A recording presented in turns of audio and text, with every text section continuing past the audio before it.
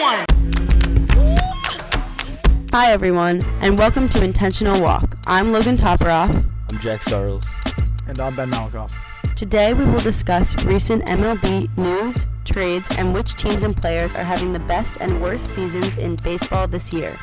First, with their recent win streak breaking at 14 games, the Cleveland Indians have been the hottest team in all of baseball during the month of June.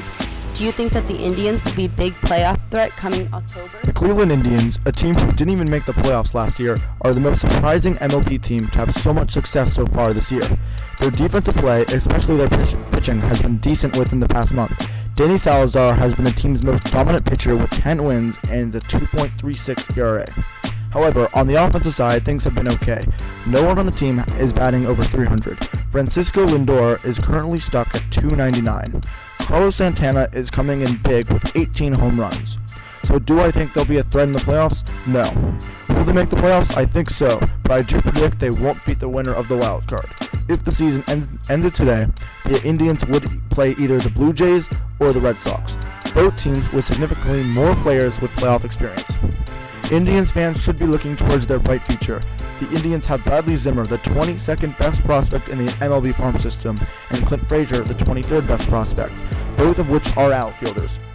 By developing the players that are currently on the active roster with some experience now, it will provide brighter playoff hopes for Cleveland's future. The New York Yankees have been a very consistent team over the years in reaching the playoffs every single season. Also, the Yankees have won the most World Series in MLB history. However, this year they are struggling. With a record of 40-42, they are currently in 4th place in the AL East. What do you think are causing the Yankees to struggle as much as they have been? And do you think they can reach the playoffs this season? Well, currently the Yankees have a very old roster, including Carlos Beltran, Alex Rodriguez, CC Sabathia, and Mark Teixeira. All of these players who were superstars in their primes are now at least 35 or older. These players are now very injury-prone and out of their primes.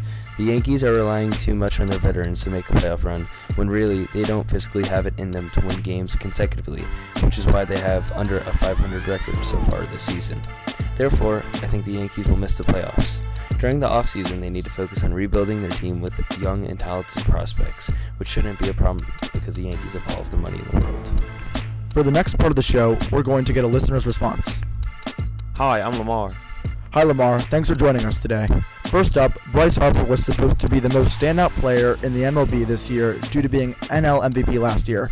His batting average is .258 as of today. Why do you think he is currently not playing at his best? Bryce Harper's batting average is low due to the fact pitchers are pitching around him often.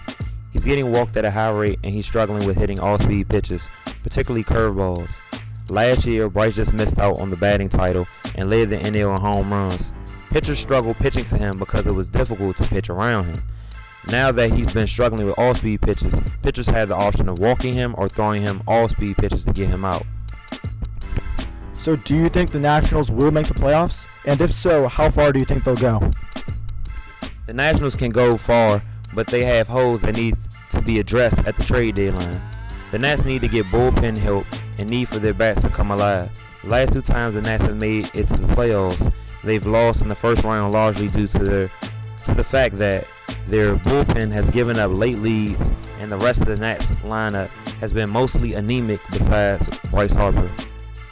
Clearing up those 2 problems can help the Nats have a long playoff run. Thanks, Lamar. Well, that's all for today, folks. Thanks so much for tuning in. I'm Ben Malikoff. I'm Logan Toperoff. And I'm Jack Sarles. And this has been Intentional Walk.